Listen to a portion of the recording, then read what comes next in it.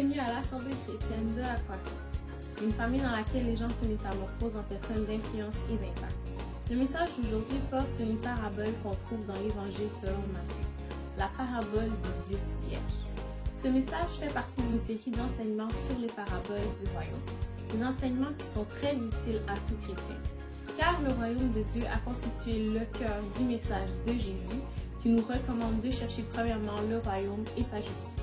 Mais dans tous les 4 évangiles, le Seigneur a enseigné sur le royaume seulement sous forme de paraboles. Par conséquent, si nous voulons apprendre à mieux connaître le Dieu de Jésus-Christ et son règne, il nous faut comprendre les paraboles évangéliques. Je vous invite à suivre cette série sur les paraboles du royaume apportée par le Dr. Je reviendrai après le message pour vous transmettre quelques informations très importantes. Bonne écoute! Je vous salue, chers frères et sœurs en Jésus-Christ. Soyez vigilants pour le festin des noces. Il y a quelques années, j'ai connu une mésaventure qui m'a profondément marqué. Je venais de donner un cours au centre-ville à Montréal et j'ai quitté Montréal pour rentrer chez nous à Ville-Mercier. Une fois que j'avais démarré l'auto, j'ai constaté sur le tableau de bord que j'avais peu d'essence.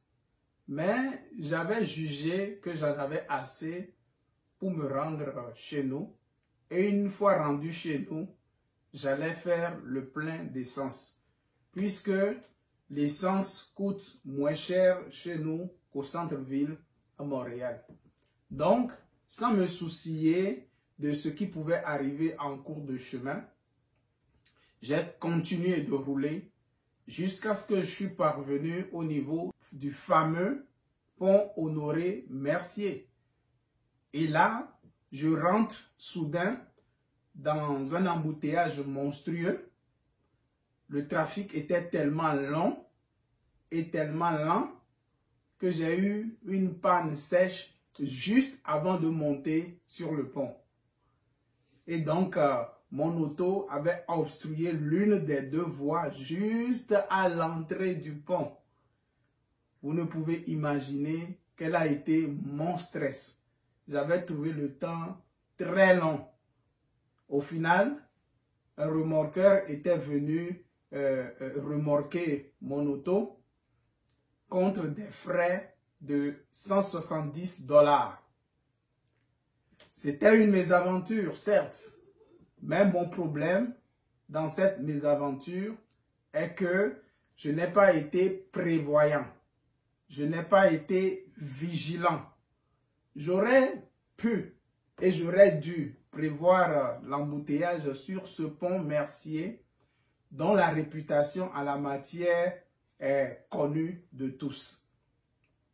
Pour nous sensibiliser à la vigilance dans la perspective de son retour, le Seigneur Jésus nous raconte en Matthieu 25, versets 1 à 13, la parabole des 10 vierges.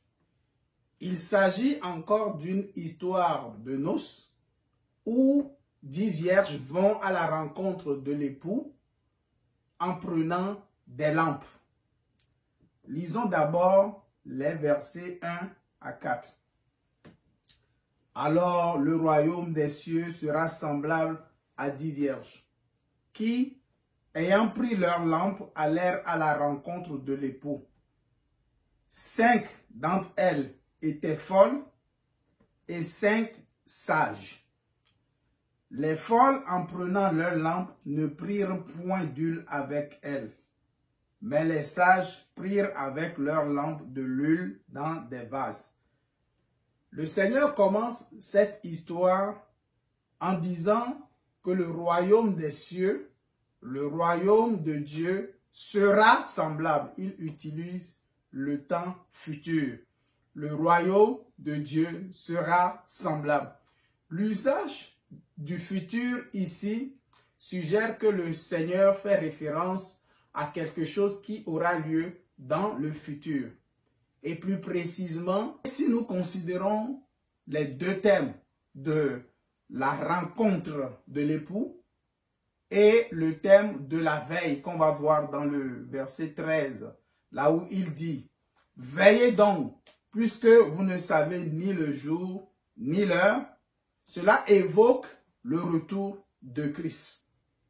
Dans la vidéo précédente, nous avons étudié la parabole des noces, où le Seigneur utilise le temps présent en disant « Le royaume des cieux est semblable à un roi qui donne un festin de noces pour son fils. » Et j'avais expliqué que cette parabole nous apprend que le temps de la grâce, le temps du pardon de Dieu a déjà commencé avec la première venue de Jésus-Christ sur la terre.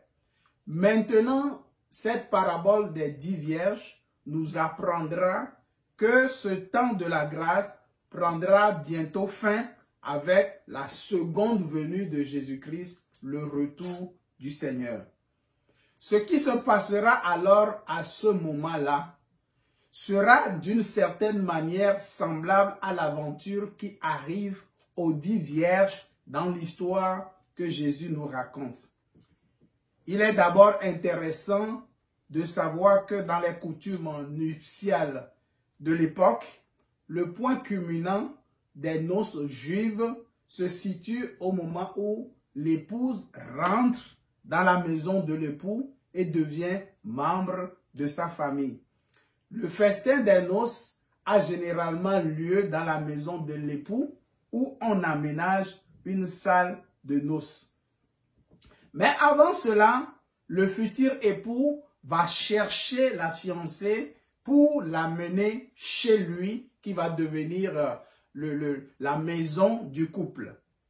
Une procession a lieu de la maison de la fiancée à la maison de l'époux, en cortège avec de la musique, des chants et dans un flot de lumière éclairé de plusieurs lampes. À l'époque, le lampadaire qui éclaire un peu partout nos rues n'a pas encore été inventé. Les lampes se composaient donc d'un bâton assez long dont un bout est entouré de chiffons imbibés d'huile. Ces lampes en général étaient portées par des jeunes filles non mariées. Elles viennent attendre l'arrivée de l'époux dans la maison de la fiancée, qu'elles aident à s'habiller et à préparer le mariage. Souvent, la procession avait lieu tard dans la journée ou à la tombée de la nuit, d'où le besoin de s'éclairer par des lampes le long du chemin.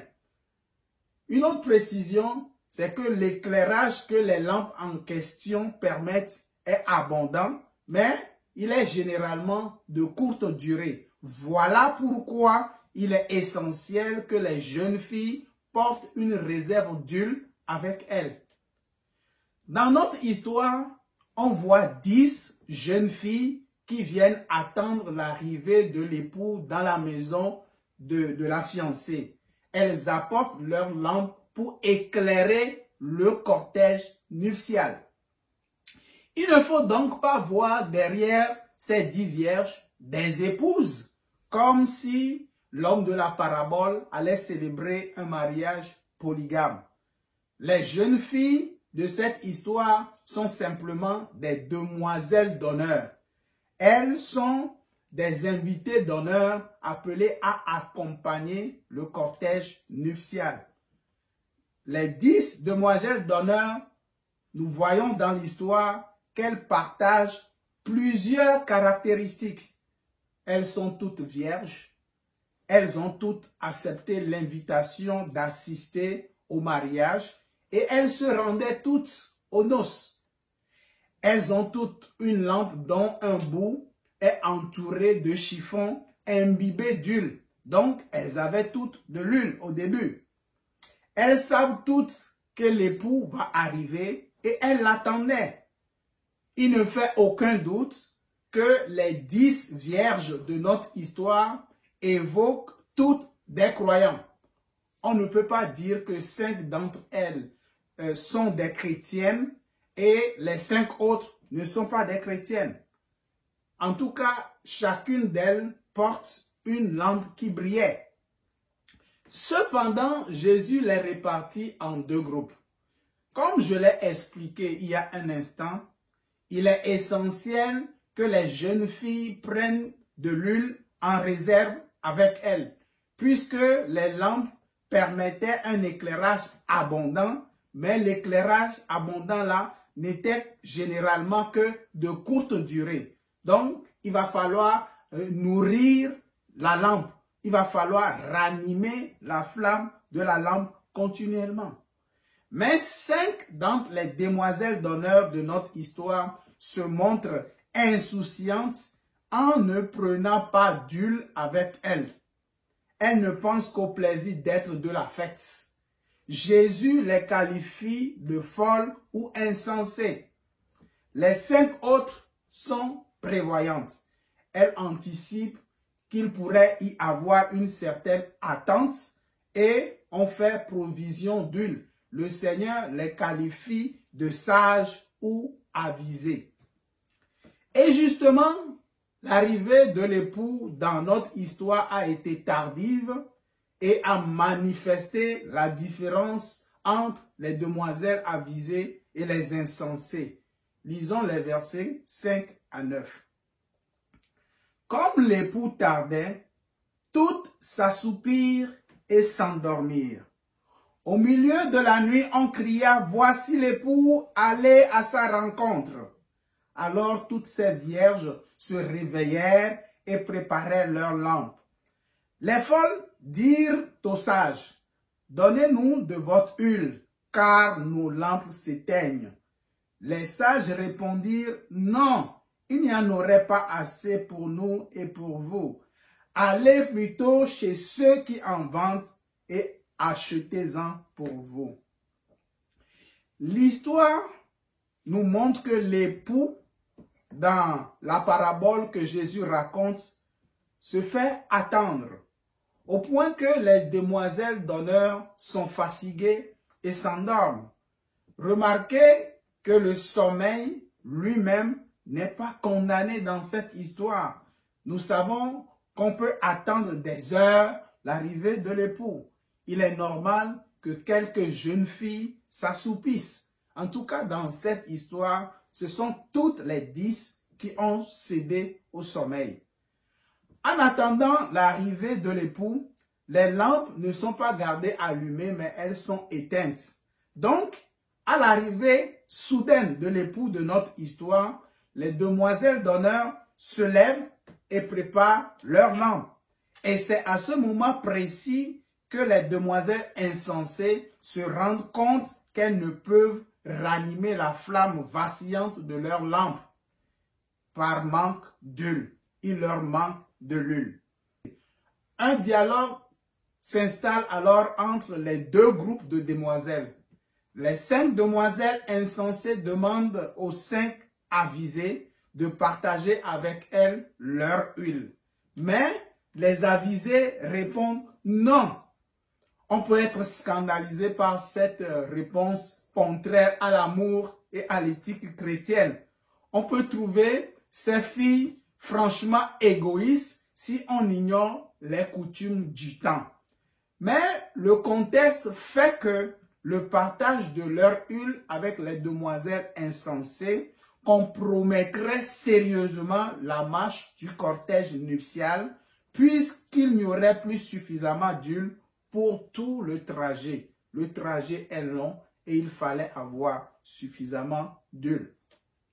Le texte montre que la condamnation des demoiselles insensées est pleinement méritée, puisqu'elles ont attendu longtemps et se sont même endormies. Il est clair que ce n'est pas une hâte hypothétique qui leur a fait oublier de prendre leur flacon d'huile, mais c'est de l'imprévoyance irresponsable. Elles savaient depuis qu'elles seraient dans le cortège nuptial et que la marche du cortège dépendait en partie de leur préparation. Pourtant, elles n'ont pas anticipé que la noce pouvait être retardée et ne se sont donc pas munies d'une réserve d'huile. Quelle folie! De même, aujourd'hui, on ne peut pas déterminer de manière objective qui est chrétien et qui ne l'est pas. On ne peut pas distinguer parmi les appelés qui sont les élus ou qui seront les élus. De la même façon que rien ne distinguait les deux groupes de demoiselles d'honneur extérieurement. Elles étaient toutes amies de la fiancée. Elles portaient toutes des robes qui sont semblables. Elles avaient toutes apporté leur lampe. Elles attendaient toute l'arrivée de l'époux. La même joie pouvait se lire sur leur visage. Elles avaient même toutes trouvé le temps trop long et se sont toutes endormies. Et elles se sont toutes relevées en entendant un homme crier « Voici l'époux, allez à sa rencontre ». À ce moment-là, la seule différence entre les deux groupes devient manifeste. Les demoiselles insensées ont une lampe, mais elles manquent d'huile. Elles ont la même apparence que les demoiselles avisées, sauf qu'elles ne se sont pas bien préparées. Et seules celles qui sont prêtes entrent dans la salle des noces. Lisons les versets 10 à 12. Pendant qu'elles allaient en acheter, l'époux arriva. Celles qui étaient prêtes entrèrent avec lui dans la salle des noces et la porte fut fermée. Plus tard, les autres vierges vinrent et dirent « Seigneur, Seigneur, ouvre-nous » Mais il répondit « Je vous le dis en vérité, je ne vous connais pas. » Donc, au moment où l'époux est enfin annoncé, les jeunes imprévoyantes se rendent compte qu'il leur manque de l'huile pour ranimer la flamme de leur lampe. À ce moment décisif, elles quittent les lieux pour aller acheter de l'huile. L'époux arriva donc en leur absence et accueille les demoiselles avisées dans le cortège. Arrivés à la maison de l'époux, tous ceux qui étaient dans le cortège entrent dans la salle des noces et la porte est fermée. Les demoiselles insensées reviennent plus tard et frappent à la porte, mais elles se retrouvent devant une porte close.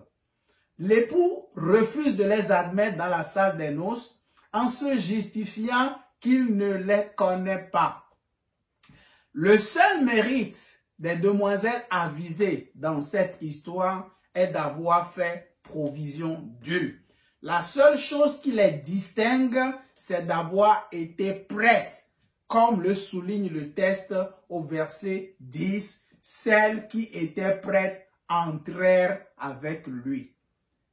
Donc, la différence entre les deux groupes de demoiselles d'honneur est que les demoiselles avisées étaient prêtes, alors que les insensées n'étaient pas prêtes. Et donc, les demoiselles avisées sont admises dans la salle des noces parce qu'elles se sont bien préparées.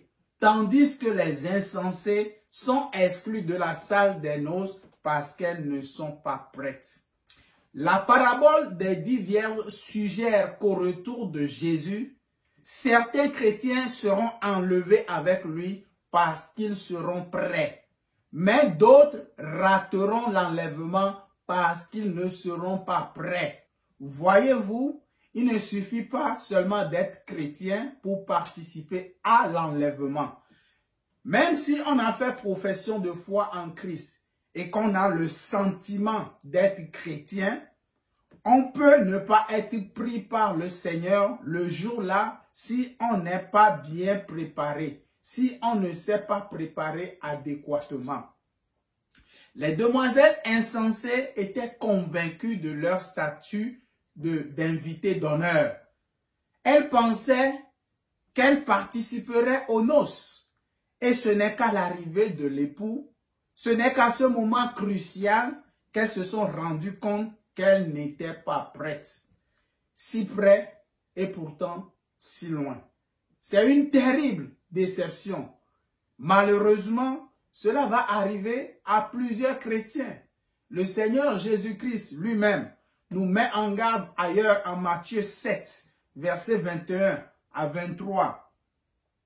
Ce ne sont pas tous ceux qui me disent Seigneur, Seigneur qui entreront dans le royaume des cieux, mais celui qui fait la volonté de mon Père qui est dans les cieux. Plusieurs me diront en ce jour-là, Seigneur, Seigneur, n'avons-nous pas prophétisé en ton nom? N'avons-nous pas chassé des démons en ton nom? N'avons-nous pas fait beaucoup de miracles en ton nom? Alors je leur déclarerai, je ne vous ai jamais connu. Retirez-vous de moi, vous qui pratiquez l'iniquité. Nous voyons dans ce passage des gens qui ont l'apparence de bons chrétiens. Ils appellent Jésus Seigneur, Seigneur. Ils prophétisent au nom de Jésus. Ils chassent des démons au nom de Jésus. Ils font des miracles au nom de Jésus. Ils font des guérisons au nom de Jésus. Ils sont sincèrement convaincus qu'ils sont sauvés. Mais en ce jour-là, Jésus-Christ leur dira, « Je ne vous ai jamais connu, retirez-vous de moi. » Je ne vous ai jamais connu. C'est exactement le même reproche que l'époux de notre histoire fait aux demoiselles d'honneur insensées, qui lui dirent au verset 12, « Seigneur, Seigneur, ouvre-nous. » Mais il répondit, « Je vous le dis en vérité, je ne vous connais pas. » L'époux motive l'exclusion des jeunes insensés par le fait qu'il ne les connaît pas. Et nous savons qu'en langage biblique, connaître, ginosko en grec, ce n'est pas un savoir intellectuel, mais une relation intime et profonde avec quelqu'un. La connaissance en langage biblique exprime une relation personnelle. Et cela se passe dans les deux sens. L'époux ne connaît pas les demoiselles insensées parce qu'il n'existe certainement pas de relation personnelle entre lui et les 5 amis de sa fiancée. Puisqu'elles étaient absentes à son arrivée, elles ne l'ont donc pas accueilli, elles ne l'ont pas célébré, elles n'ont pas cheminé avec l'époux tout le temps qu'a duré la procession. C'est bien normal qu'il leur dit « Je ne vous connais pas ». L'élément indispensable qui a manqué aux demoiselles insensées, l'huile, revêt donc dans cette parabole une dimension personnelle. Et c'est pour cette raison d'ailleurs que les demoiselles avisées ne pouvaient pas donner de leur huile aux demoiselles insensées. Leur refus de partager l'huile avec les demoiselles insensées n'était pas de l'égoïsme, mais cela relève simplement de l'impossible. Jésus nous met en garde par cette parabole qu'à son imminent retour, seuls ceux qui seront prêts dans la connaissance du Seigneur seront admis. Seuls ceux qui auront une relation personnelle avec le Seigneur auront part à l'enlèvement. Il est donc de la responsabilité de chacun de cultiver une intimité avec le Seigneur. Bien-aimé, il est de la responsabilité de chacun de bâtir une relation personnelle avec le Seigneur. Il est de la responsabilité de chacun et de chacune d'être prêt. Et c'est aujourd'hui qu'il faut faire les préparatifs qui s'imposent. Sinon, au moment crucial, il sera impossible de se procurer une intimité qui n'a jamais été cultivée.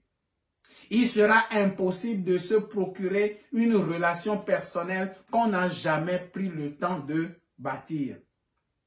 Notez bien ceci, même si on a fait profession de foi en Christ et qu'on a accepté d'assister au festin des noces, il est possible d'en être exclu au jour de l'enlèvement. Il ne suffit pas d'être parmi les invités d'honneur. Bien sûr, le salut est un don gratuit de Dieu, mais cela ne signifie pas qu'aucune condition n'est exigée pour l'enlèvement.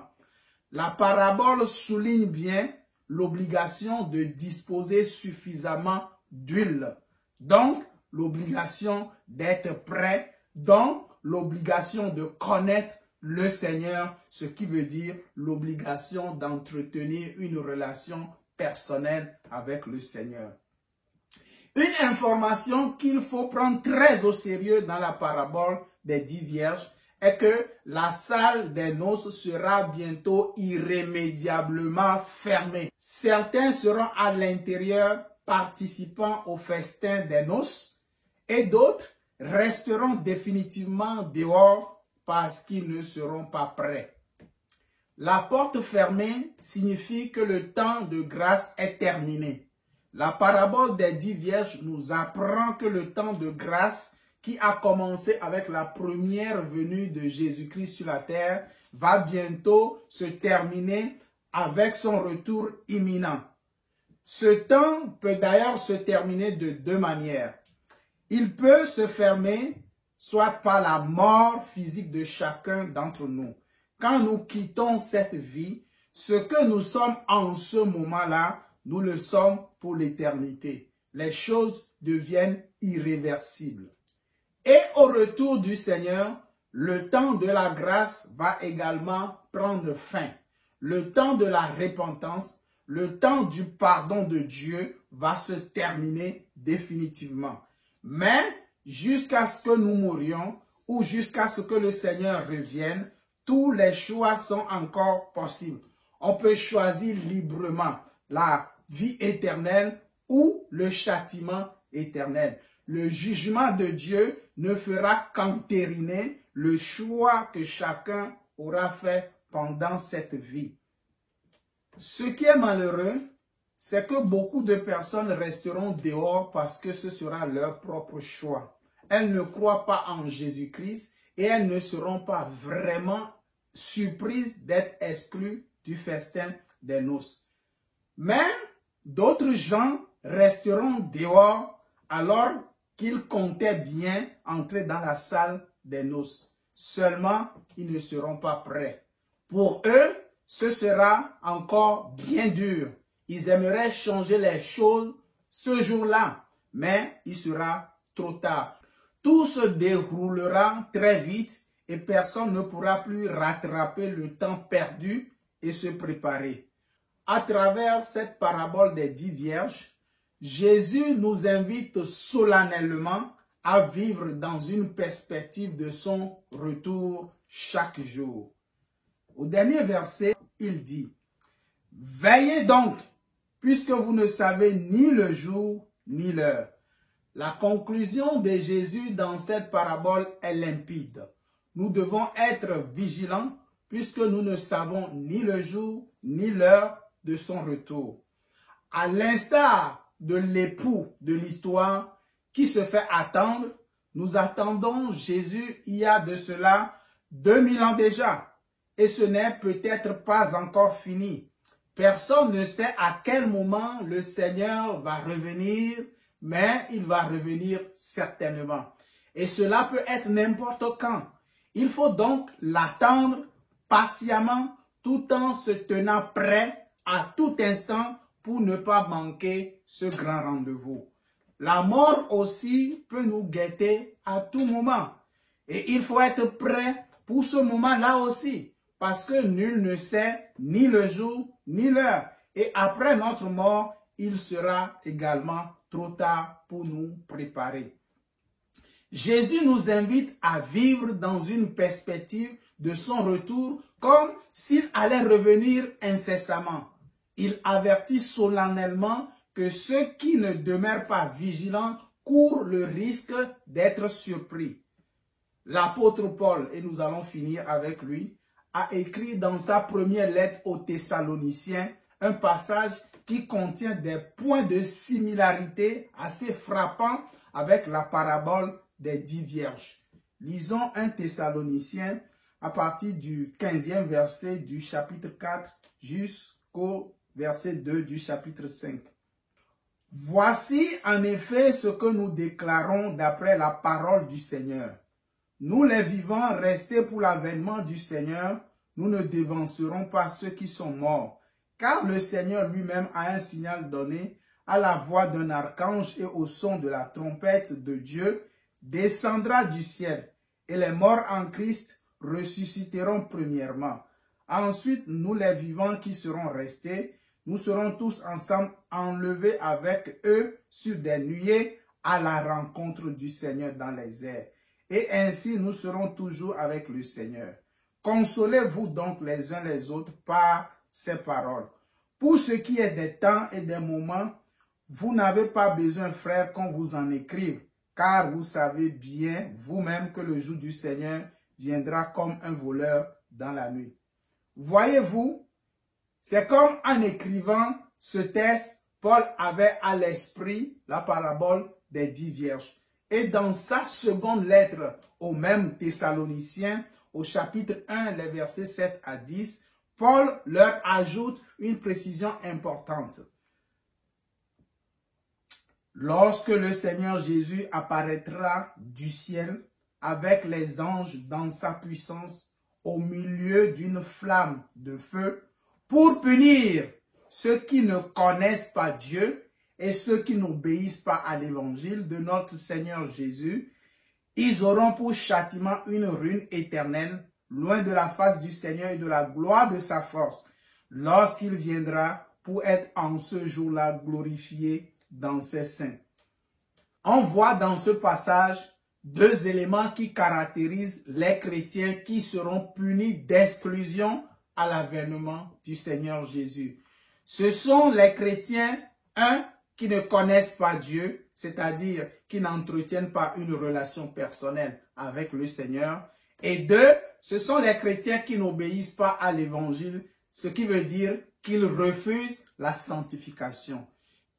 Bien-aimés frères et sœurs, dans l'attente du retour de notre Seigneur, ne soyons pas imprévoyants et irresponsables. Réfléchissons bien à notre engagement. Qu'en est-il de notre préparation à un moment aussi décisif que celui que nous vivons présentement? Qu'en est-il de notre relation personnelle avec le Seigneur? Est-ce que c'est lui qui dirige notre vie ou nous marchons selon notre propre volonté? Est-ce que nous écoutons sa voix? Est-ce que nous connaissons sa voix? Que le Seigneur vous bénisse abondamment et à la prochaine. Amen. Nous remercions le Seigneur pour cette parole vivante qu'il nous a communiquée par le docteur Kofi. Notre prière est que chacun entretienne son intimité avec le Seigneur, que chacun bâtisse une relation personnelle avec le Seigneur et que chacun soit vigilant dans une perspective de retour imminent du Seigneur. Nous vous invitons à réécouter et à méditer le message d'aujourd'hui. Surtout, n'oubliez pas de liker et partager au plus grand nombre. Et pour continuer de suivre cette série d'enseignements sur les paraboles du royaume, abonnez-vous à notre page Facebook et à notre chaîne YouTube. Si vous voulez faire un don pour soutenir le ministère, nous vous invitons à le faire par Interact ou par PayPal à l'adresse courriel finance@commerciallacroissance.org et au numéro de téléphone 514-773-4045. Que le Seigneur vous bénisse.